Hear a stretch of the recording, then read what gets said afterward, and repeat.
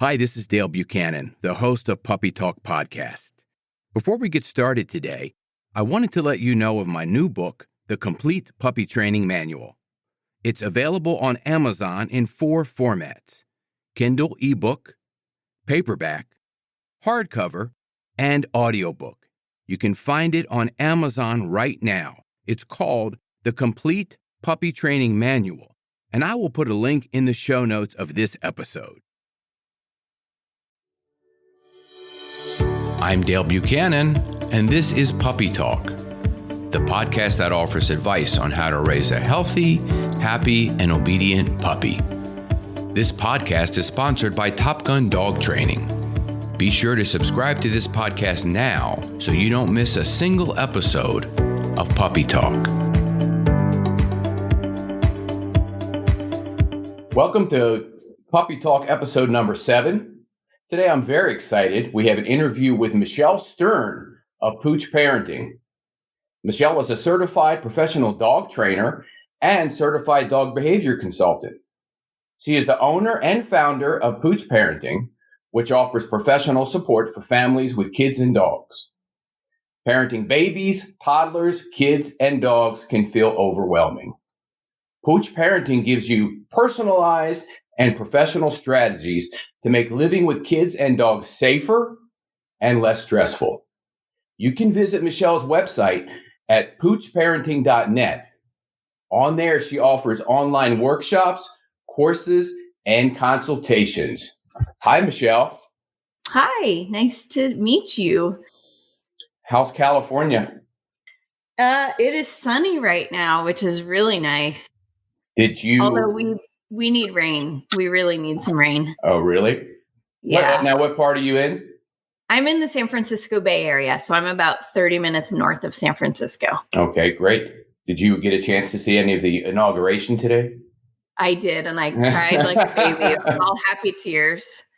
That's interesting. I lived on Capitol Hill, about 2 blocks from the Capitol building, back in the day when things were a little bit different, though. Not so. Oh my gosh. Not so intense security as they are right now. Yes. Now, I started listening to your podcast. That's how I found out about you. Why don't you tell the listeners a little bit about your podcast before we get into this interview? Oh, thank you so much. So you may hear a little bit of crunching in the background, which I apologize for, but I've got a puppy back here, and the only way that I could keep him quiet was to give him a bully stick. So of course, you and I both understand that sometimes we have to give our dogs a job to do so that they behave better. In any case, my podcast just came out recently. I'm so excited about it. It's called the Pooch Parenting Podcast, and it is designed for parents with dogs. And I think it's one of the only podcasts out there that is designed for parents in mind. And my goal really is to support parents as they sort of juggle raising children and dogs at the same time, because a lot of issues come up that relate to safety, that relate to chaos. A lot of it's management based, and sometimes parents need some extra emotional support because they can feel really guilty over, who's getting enough of their attention and things like that. And so this podcast is designed with parents in mind so that kids and dogs are both set up for success. That is a great podcast. And you offer such a great service. It's something that's very unique and it's specialized. I know for myself with my business, Top Gun Dog Training, I trained over 150 puppies last year.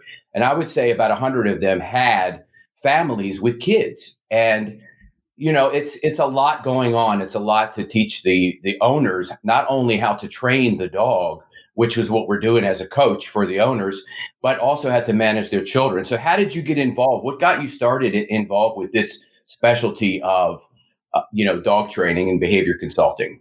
Well, it's pretty exciting, actually, because I feel like my life has really come full circle and taken advantage of all of the skills that I've developed over the years as I have, grown up and become a professional. So I really wanted to be a veterinarian when I was younger. And then organic chemistry in college nearly did me in, and that shifted it shifted my goals a little bit. But I ended up becoming a high school biology teacher. So I still got to really spend a lot of time and energy loving animals and wildlife and animal behavior and things like that. I taught high school for 8 years. I raised 2 children of my own, one biological and one adopted. And while I was raising my kids, I also founded and ran a cooking school for children for another 8 years.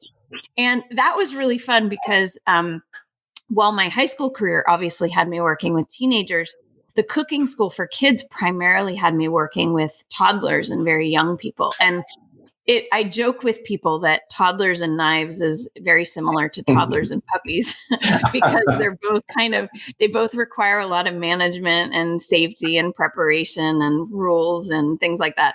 In any case, I got involved with dog training because I started to take some courses from my longtime mentor from when I worked at an animal shelter as a volunteer when I was a teenager, and fell back in love with dogs and dog training, and did a bunch of classes through her, and ended up becoming a certified professional dog trainer, and decided that a nice niche would be to focus on families with kids because I am a mom and I'm a trained teacher, and I understand what it's like to work with children. And I feel that that was a vacuum in the dog training sort of industry, is that while dog trainers go into it because they really love dogs, a lot of dog trainers don't have experience with children. And so I felt that there was a need there that I could offer compassionate support to parents because I've been in their shoes and I know exactly what it's like to live their life. That's awesome. That's so cool. When I was in the 1980s, I was a Taekwondo instructor and I taught children. And I'm much older than that now, obviously. But when I go to houses with children, the owners say, "You're so good with children. You're really great." Not, 4, 5, 6, 8, 10 years old. And I teach them a few things to work with their dog in a safe manner. And, I always get that feedback because I feel I am really good with children. But here is the thing that I want to really get into now, because I think that a lot of families can make some mistakes. And I would like you to tell the listeners, what are the protocols that families want to take when they're bringing a new puppy into the home for each of the segments of what we're going to talk about: toddlers, babies, and kids? Mm-hmm. Oh boy. Well, I think what's really hard is that parents don't actually realize what they're facing when they bring home a puppy. So a lot of times parents bring home a puppy because they want their children to grow up together and they want their kid and dog to become best friends. Some parents agree to get a puppy because the kids have been begging for a puppy for a long time. And some actually get puppies while they're pregnant or even trying to get pregnant because they're feeling very maternal and nurturing and they want to practice on something, which I think is really great. But each of those presents its own challenges because people, unfortunately, often kind of walk around with blinders on, and they focus on the good stuff, like the best friends and the potential for a great relationship between dogs and kids. But they forget the fact that dogs are unique individuals with feelings and very sharp teeth, and that puppies are absolutely incapable of making good decisions because they're literally baby dogs. And nobody's taught them yet how to be appropriate with their body and how to be appropriate with their teeth, and that children are not litter mates and things like that. Right. And also, I think that a lot of parents grew up in a different time when, things maybe were more flexible when we were growing up. Like, we wore seatbelts, but my parents talk about days when we just rode loose in the way back of the station wagon, or there are a lot of different safety priorities now than there were before. And we, just because something worked out well for someone in the past doesn't mean it will work out well for someone else in the future. So just hoping for the best is not a parenting strategy. Hoping that the dog doesn't bite the kids or hoping that the kids don't become afraid of the dog is not an adequate strategy for moving forward. So I really love to help parents get set up before the puppy even arrives, if possible, if they've thought about that, or helping them as soon as the puppy arrives home with simple management strategies such as baby gates and pens, so that we can contain either the baby or the puppy to prevent unwanted biting and chasing even in the first place. So what can the parents do? I like that, that they're thinking of getting the puppy. Let's go that route. They have children and they're thinking of getting a puppy. They consult with you and they say, Michelle, we're kind of unsure what to do here because we don't know if we should puppy proof this house like we did with our toddler. I mean, what do we do? How do we do this safely? And where do you go from there? That's a great topic. Yeah, that's a really good question. I like that a lot. Yeah, I mean, puppy proofing is a lot like toddler proofing. Puppies get into all sorts of shenanigans because you and I both have seen this a lot, where a puppy who's left unsupervised makes its own fun. And making its own fun might mean eating your expensive handbag or your shoes or shredding entire rolls of toilet paper because, I mean, come on, that's irresistible. So a lot of parenting a puppy really relies on you thinking ahead of like what could become problematic in the future and then preventing access to those things. The other thing that's really helpful is when new puppy families sort of already have on the idea of what it looks like to be a positive trainer. So for example, the concept that dogs repeat behaviors that they practice. So if we allow them to do things that we think are naughty, like chew on our shoes, then they will keep chewing on shoes. But also that dogs do really well with rewards, that if we can ask a dog for what we want and reward them for that behavior, then they're more likely to repeat that positive behavior in the future. I'm so glad you said that. I'm so glad, because I say this all the time to my new puppy owners, and I say, let's focus on what you want the dog to do. I know you're telling me you don't want the dog to chew and bite and jump and bark and do the zoomies. Let's focus first right now. Your puppy's 12 weeks old. Let's give this puppy a chance. And let's focus on what you want them to do. And then we'll reward them for that. We'll mark that behavior. We will reward it. Positive reinforcement training 101. And you're saying that those are some of the same techniques that parents apply to children and kids, right? Yes, because science is science. So the science of learning applies not only to puppies, but it also, it applies to children. So it's the timing of this conversation is actually perfect because I just remade something that I have had on my website. I have a freebie on there called a reward chart for kids.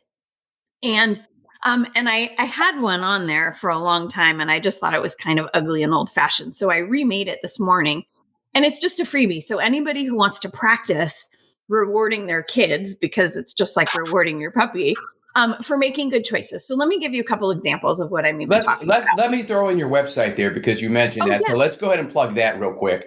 Poochparenting.net.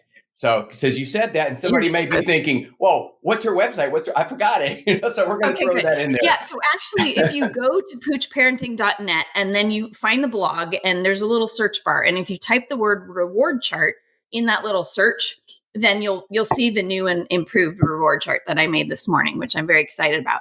But let's talk about some examples of how can I reward my child for behaving appropriately around our puppy. Now, there's a couple things I want to dive into. Number one, I'll go into some examples of good behaviors that we want our kids to do.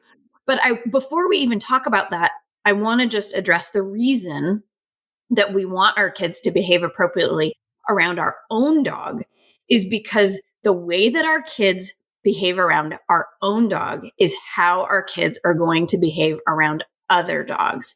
Now, if your child marches up to your dog and gives it a hug, it is also likely, your child is also likely to march up to a stranger's dog and try to give that dog a hug, which will result in a bite to the face most likely. So what we have to do is we have to really help our children understand that dogs don't love to be hugged. And instead, let's invite the dog over to say hello, for example. Let's give the dog space. Let's leave the dog alone while it's sleeping or eating or chewing a toy, right? Because if your child treats your dog with that level of respect, then when they go to the grandparents' house, or when they go on a play date eventually, when the pandemic is over, and they go to a friend's house with dogs, or they see a dog at the mall, they will treat that dog with that same level of respect that they treat their own dog. Because again, kids repeat what they practice. And so by using a reward chart to help our kids make good choices, we will help them make good choices with our pet dogs, but also every other dog they encounter in their life. That's very, very good information. That's so important because not all dogs respond the same way as we know, especially puppies. We don't know where the puppies came from. We don't know if they came from a pet store, off of Craigslist, from a breeder. They could Yep. be 8 weeks old or 16 weeks old, or even an adult dog, which, there's a lot of adult dog owners that listen to this podcast, even though it's called Puppy Talk. But you said some very key things there. The child knows, the baby, they know how to approach a dog and how to let the dog come to them. And I see mistakes happen with children a lot on the street when I'm walking my own puppy, Dixie. I see that and I try to teach them and correct them and so forth. And, stand like a tree and that type of stuff. Let the dog come to you. Don't reach your hand out to the dog. Just allow things to happen naturally. Because another thing you said there is very important, which I want to get into now, is what happens if they don't follow some of these rules that you have on your website or that you teach? What are the things that could happen? Now, you mentioned bite in the face. What else are some dangers that could happen if it's not handled or taught properly? Well, I mean, I don't want to get too depressing because it's really sad. I mean, this is a puppy podcast. It's supposed to be fun. No, I'm just giving you a hard time. I'm super sarcastic like that. That's how I got through 8 years of teaching high schoolers, was by being sarcastic. No, but really, I like that you're saying this. I mean, I think it's worth noting that our job is to try to help dogs be happy. Okay. And if a dog feels safe and a dog doesn't feel compelled to use its claws or its teeth, that's good, right? That's what we want. And you and I both know that a dog that makes really bad decisions or takes action to protect itself, that dog is likely going to end up in an animal shelter or euthanized for that. And I really hate to see when we don't set up our dogs for success. And one of my ultimate goals by doing the work that I do is to kind of try to prevent dogs from being relinquished to shelters, to try to empower parents that when the dog is mentally sound, right, neurologically sound, mentally sound, physically sound, and happy, we can hopefully try to find a way that this dog can live safely within your family dynamic. Now, we also have to acknowledge that some dogs just don't like kids. And we have to make a decision on whether or not it's the right choice to keep a dog in a household where that dog is unhappy. But when kids disrespect boundaries, when kids have a real hard time following directions, somebody may get hurt. And I don't want a child to lash out and, like, let's say, kick the puppy because the puppy was chewing on the kid's pants and the kid is flailing around and kicks the puppy in the face. And now you end up with a dog who's afraid of children for the rest of its life, or a child who's afraid of dogs for the rest of their life. So there's all kinds of bad rabbit holes we could go down if we play the what if game. Right. So I understand. And that's very good information, to provide. Now, you just set a light bulb off in my head because I listened to one of your other podcasts with somebody else recently. It was not on yours. It was some other podcast that you posted on your Instagram page that they interviewed you. And let's talk about this because I find this a lot. Puppies come into the house. They play bite too much. They're too rough. They get too excited. And then the kids check out. And the kids don't want to have anything to do with that puppy anymore until it's an adult and it's well behaved. And the kids say, you know what? If it's an 8-year-old kid, I don't want to do this anymore. It bites my hands and arms too much. I'm done. Go get a trainer. And when it's done, when it's all ready to interact with me again, I'll come back into the puppy's life. But for right now, keep it out of my room. What happens then? How do we work with that? It's so hard. And I really just want to make sure that parents get a puppy because the parent wants a puppy, not because the kid wants a puppy, because exactly what you just described could happen, that children may want the idea of a puppy, but they don't realize all the biting and peeing and stealing and destroying your favorite toys and all the things that come into play when you actually have a real puppy. Everybody has this preconceived idea that puppies are snuggly and they're sweet and they're calm and they do what we want when we want them to. And of course, they operate on their own timeline. They're their own creatures, right? And so it's not always what we hope it will be. I think the reward chart is useful to bring in with certain kids. I think there are dog related tasks that all kids can participate in that can help build their bond with the dog, even if they're not interacting with the dog directly.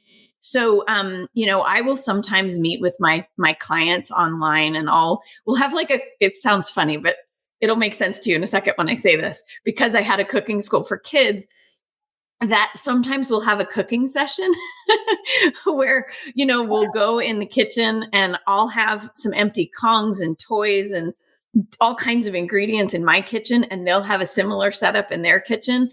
And then we will play together. We'll be like, okay, what's going to be the first layer in this food toy? And we put in some applesauce, and then we put in some kibble, and then we put in some cream cheese or whatever. And it's just really fun to get kids involved because they love projects. Even though they may not love the puppy this minute, they love the fact that they're doing something helpful related to the puppy. See, because if you're in the kitchen, the dog's not biting you, but you're still involved, right? And so I think that you can try to get some more buy-in with these kids by setting the kids up to feel safe so that they can trust more. Did that make sense? Yes, it made a lot of sense. Of Okay. course, yes. And I think that, it's giving the kids tasks to do with the puppy for the puppy to help raise the puppy and rewarding them for that. That's really a great idea too. I want to go in now and talk about a family that has a dog already, puppy, dog, whatever, and then they're going to have a baby. Oh, yes. What happens at that point? What advice do you have? And it can just be basic advice. I know this is a lot of information, and this is just a podcast. So there you go. There's my puppy. I know he's going through a secondary fear period right now. So he's very reactive to sounds that only he hears. So I actually have an entire class that I made to answer your question. And that class is called Preparing Dog for New Baby. Because there's a lot that goes into it, from training certain behaviors, such as mat training, right? Sometimes it's really helpful if we can send our dog to a mat so that hey, Pips. So we can send our dog to a mat and we know that that dog will lay in a particular place and therefore not then get into a dirty diaper situation. Or you can use your imagination. That I don't want to go into that at this point, but you can go there, right? So you can imagine that, for example, teaching your dog to be comfortable behind a barrier, like a baby gate, would be immensely helpful if you have a newborn, because sometimes you need to take a nap and you need to make sure that your dog is not loose while you and your baby are sleeping, because for safety, if you're not awake, then you're not watching. So there are a lot of things that we can do from a training perspective to get the dog ready for the baby. I had to pick up the puppy. He was going to bark again. I don't think I've ever had listened to one podcast, by the way, with dogs where there wasn't a dog barking in the background. So to me, it's completely normal. Right. Well, that's not going to be edited out. That's part of the podcast. That's part of the deal. If you're listening to a dog or puppy show and you're interviewing somebody, there's going to be some dogs barking. That's just the way it goes. Yeah, I joke in my podcast. I actually say it in the introduction that life is messy. And you're going to probably hear somebody in the background, whether it's kids crying or dogs barking. That's just how it is. In any case. So let's see, where were we? I just got distracted. Toddler coming into the house, you had baby gates, and you have, the thing that you said that really was interesting to me is the baby and the mother are taking a nap and the puppy is not contained somewhere, that's not a good situation. Super dangerous situation. Yeah. So we need to make sure that dogs learn to be comfortable behind a barrier before baby comes home. Now, I don't want people to get worried and think, oh my gosh, I didn't get help before baby was born. It's not a lost cause. I mean, don't give up. But it is really super when you are thinking about things while you're still pregnant or in the process of adopting your baby, to prepare the dog as much as you can. So there's some other things too, like thinking through who's going to watch the dogs while you're maybe at the hospital, assuming you're giving birth outside of your house. Who's going to be watching the dogs? What kind of support can they give you when you get home, for example? Because there's a lot of questions that relate to when you bring the baby home in the first place and how do you introduce dog and baby. I like to try to turn that into a non-issue, which sounds a little bit callous because social media makes people think that that should be the biggest deal. Dog and baby are going to be best friends forever, and we have to turn it into a big photo moment. And really, I would rather it not be a big deal. The dog can sniff the baby a little bit. The dog should be on leash, and then somebody should lead the dog away with lots of rewards. So all of those kinds of things are available in my prep class to help people out. That's awesome. So I have one more question here related to this. You have a dog. Let's say you have husband, wife, no kids, dog. Let's say it's a dog 2 to 3 years old. You've had this dog since it was a puppy. You've given a lot of love and attention to this dog. It's a really great dog. A baby comes in. Now the parents have to give attention to the baby. What happens to the dog at that point? Does the dog feel a little bit left out? Do they actually have jealousy? How did the parents split their time now between the toddler, the infant that just came into the family, and the dog that doesn't have as much attention anymore because they have to split it up? Yeah, that's a really common scenario. And, as if mom guilt wasn't bad enough to begin with, mom guilt is even worse when the parents are worried about the dog that was their first child, and they feel really guilty because, they're worried that the dog sees itself being replaced by this child. And some people are worried about resentment. They don't want the dog to resent the baby.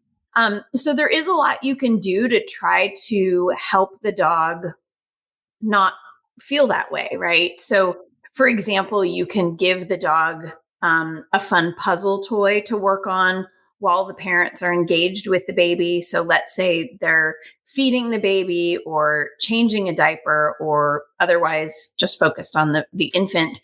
And then what they can do is they can give the dog a puzzle toy to work on, for example, while the parents are distracted. And that will accomplish two things. Number one, it'll distract the dog and give the dog something to do. But it will also sort of create a positive association that if the dog is doing something really fun when the baby is nearby, then the dog can have positive feelings about the baby being nearby. So that tends to help a lot. And then there's other things that you can do. If the family is blessed enough to have two parents, then they can take turns. So one parent can spend time with the dog or walk the dog while the other parent is with the newborn. There's a lot of napping that has to happen when you have a newborn because you may not be getting a lot of sleep at night.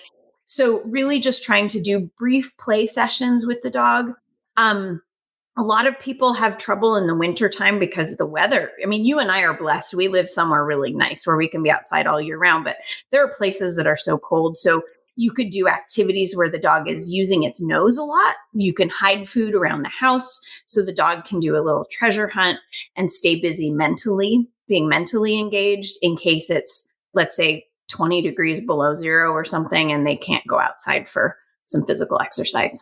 So mental stimulation and enrichment, those are the keys for those situations. And I also want to mention and reiterate how you also threw in there that the dog is building up a positive association to those events. They're changing the baby's diaper. I'm going to go to my place and lay down because that means I'm getting a Kong-filled, treat. while they're doing that. So this is great. That's Yeah, what you want to exactly. do. Yeah, that's awesome. Exactly. Yes. Now, I read a little bit on your website, and one thing that I want to mention that stood out to me, and you can talk a little bit about this, and then we're going to wrap up. But parenting kids and dogs together is not easy. I think we've nailed that one home during this interview. I mean, parenting is not easy. Dogs are not easy. And then you've got kids and dogs. And what final advice do you have for anybody that's going through this right now to look at? What are some of the top 3 things that they want to look at right now, getting things in place, besides contacting you, of course? What is it? What do they want to do to make sure they've got all of their ducks in a row, so to speak? Well, I mean, I just want to start by saying that you're not alone. I mean, you are not in this alone. And despite what social media would have you believe, not everybody is having a perfect experience raising kids and dogs at the same time. So don't believe everything you see, and don't feel like you're the only one who is struggling, because you are absolutely not. I guarantee that 1,000%. I would say the first thing is invest in some baby gates and some pens where you can create zones in your house where you know that you can ensure separation between dog and baby, because you need breaks. You need to focus. You have to be able to go and sit on the toilet. You have to be able to make dinner. You have to be able to fold the plethora of laundry that comes with a newborn, right? And you can't possibly pay attention to everybody at the same time. So you need help. You need boundaries to keep everybody safe. I would say that you can also, allow the dog and baby to be near each other if you are in between them, right? So if you want to snuggle on the sofa and have quality time with the baby and the dog, just make sure that your body is in between them so that the dog can't do anything, and that you are literally there to intervene, because your body, you can block the two if necessary. But I don't want you to think that your dog can't have attention from you, because your dog definitely can. And let's see, what would I say would be the final thing?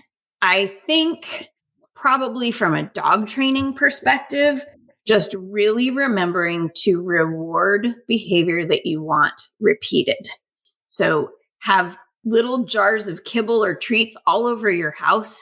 And anytime your dog does something super, I want you to reward that, because then they are more likely to repeat that behavior in the future. Yeah, so it's a great idea. You're capturing those moments and rewarding that. That's awesome. Really, really great information. I would love to thank you for being on my show. You've given us so much to think about. And one more time, I want to have you mention about your website, the web address, what's on there, talk about that reinforcement schedule, and anything else that you have coming up. What's going to happen on your podcast and so forth. So I'll let you finish off with that. Oh my gosh. Well, thank you for this opportunity. It's been so much fun getting to know you, and our little Instagram messages have kept me smiling for days. So thank you for that. My website again is poochparenting.net. On Pooch Parenting, I've got a couple of different online classes. They're ready to go. Preparing dog for new baby, parenting toddlers and dogs. I've got a one-time, like a workshop that's called Your First Week Home with Baby and Dog. And I'm in the middle right now of putting together a workshop for dog professionals on dogs and babies. I've got a membership for parents, so parents don't feel alone if they want ongoing support that includes fun activities to do with your family, dog included, of course, and some training tips and things like that. Because as your babies and children age and grow, they change, their behavior changes, and the same is true with your dog. So having somebody that you can contact for ongoing support is helpful. So my membership is for that. And then my podcast is just for parents with dogs, to provide them with both parenting support and dog support. I will be having a variety of guest experts on there to help with dog training tips. I just interviewed the other day one of the USA Team World Agility competitors. which sounds really fancy, but she talked to us about very beginning agility games that kids can play with dogs. So that was super fun. So I have a variety of ways to help make your life easier as a parent with dogs on the podcast. Awesome. Thank you again. And we're going to wrap up this episode here, episode number 7 of Puppy Talk. Be sure to check out our sponsor's website, topgundogtraining.com. Thank you for listening and have a great day. Thanks, Dale. This is Dale Buchanan, host of Puppy Talk Podcast. I have an announcement of a new book that I just published called Potty Training Your Puppy. It's available on Amazon in Kindle and paperback, soon to be available on audiobook. You can find out all the details of this book using the link in the show notes. It's called Potty Training Your Puppy. It's a comprehensive book with a simple and effective way to help potty train your puppy. And it really works. Check out the link in the show notes.